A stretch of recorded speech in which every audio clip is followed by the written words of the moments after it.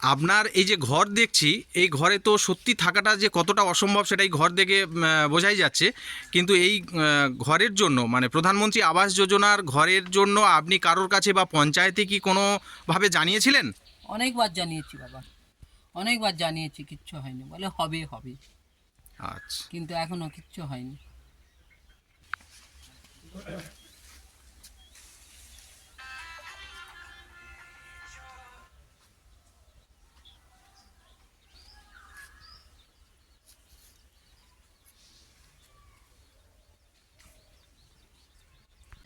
এই বাবুরমহল অঞ্চল প্রত্যেকেই জানে যে পুরস্কার পেয়েছে, রাষ্ট্রপতি পুরস্কার 100 দিনের কাজের 1 নাম্বার যে স্থান অর্জন করেছে, প্রথম স্থান।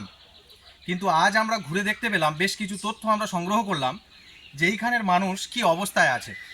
যাদের বাড়ি আপনারা দেখতে পাচ্ছেন বা এইরকম বহু বাড়ি আছে একাধিক, একটি বুথে ঘুরে দেখলাম প্রায় 50টা 60টার মতন বাড়ি এখনও পর্যন্ত মাটির বাড়ি আছে, যাদের পাওয়ার কথা তারা পায়নি।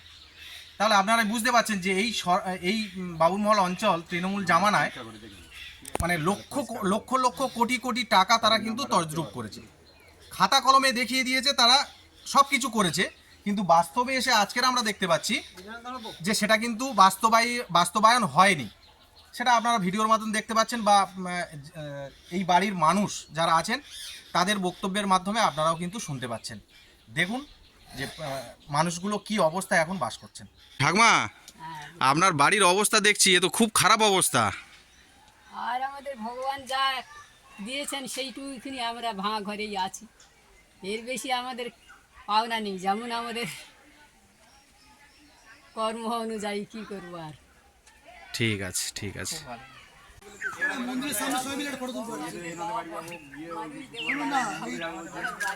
গ্রাম চলো অভিযানের শেষে মন্দিরে সব মায়ের দর্শন, বাবার দর্শন। একটি বুথে একাধিক বাড়ি আছে, যেখানে আপনারা দেখতে পাচ্ছেন যে বাড়ির অবস্থাটা কি। এই বাড়িতে এই সব মানুষগুলো থাকে কত কষ্টের মধ্যে সেটা আপনারা দেখতে পাচ্ছেন, যেখানে রাজ্যের মুখ্যমন্ত্রী বলেন যে সব কাজ আমার হয়ে গেছে এবং তার ভাই ভাইপোরা যে শুধুমাত্র নিজেদের জন্য সব কিছু গুছিয়ে নিয়েছে, কিন্তু এই সব মানুষগুলো এখনো পর্যন্ত কোন ঘরে বাস করছে আপনারা দেখতে পাচ্ছেন। একটি বুথে একাধিক বাড়ি আছে, যেখানে তাদের ঘর অন্য কেউ চুরি করে নিয়ে নিয়েছে, যাদের পাওয়ার কথা তারা পায়নি। দেখুন ঘরের অবস্থা। মোহনপুর বুথ 247 নম্বর। আপনারা দেখতে পাচ্ছেন এই দিদিভাইয়ের বাড়ি। এটা 11 বছর শাসনকালে এই তৃণমূলের জামানায় আমাদের মাননীয় মুখ্যমন্ত্রী তিনি বলেছেন 100% কাজ হয়ে গেছে প্রত্যেকের বাড়ি, যে বাড়ি কিন্তু মোদিজি পাঠিয়েছেন। কিন্তু আপনাদেরকে দেখাবো আজ যে মানুষগুলো এখনো পর্যন্ত কি কষ্টের মধ্যে আছে, যাদের জন্য মোদিজি এত চিন্তা করেন, যাদের মাথায় ছাদ তৈরি করে দেওয়ার জন্য মোদিজি সব সময় চেষ্টা করে যাচ্ছেন, কিন্তু এই সরকারের দৌলতে এই মানুষগুলো কিন্তু ঘর পাচ্ছে না। আপনারা সেটা দেখতে পাচ্ছেন যে ঘরের অবস্থাটা কি, এই ঘরে মানুষ কত কষ্টের মধ্যে বাস করছে, এটা থাকা সম্ভব কিনা আপনারা দেখতে পাচ্ছেন। দেখুন সেই ঘরটার অবস্থা।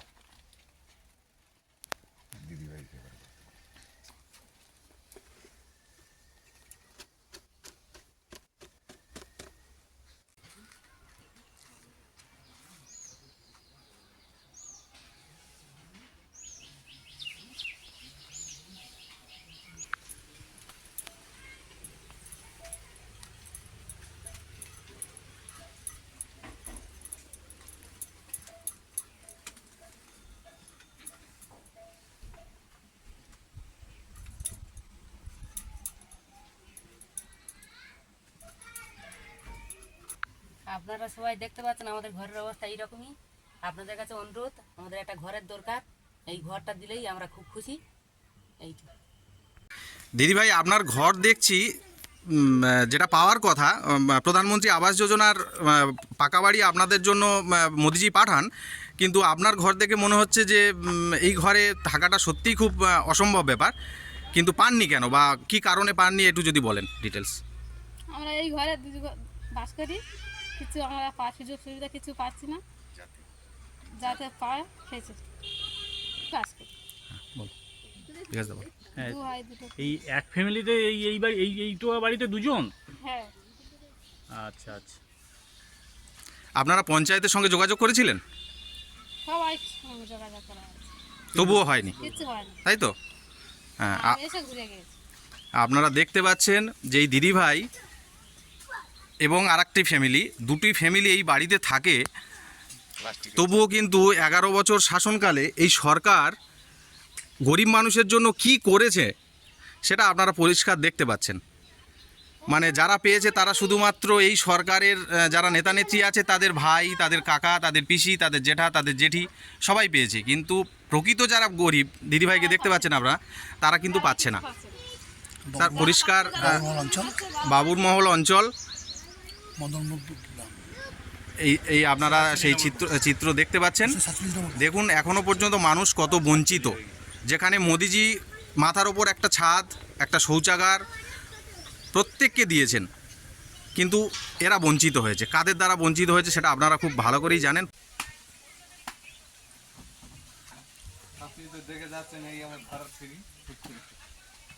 বাচ্চাদের থাকার খুব অসুবিধা হয়, এইটা যদি তোমরা যদি দেখো তাহলে খুব ভালো হয় আমাদের আর কি, কারণ আমরা খুব অসুবিধার মধ্যেখানে আছি এই করে এই ফ্যামিলিগুলো নিয়ে আমরা কিচ্ছু পাইনি।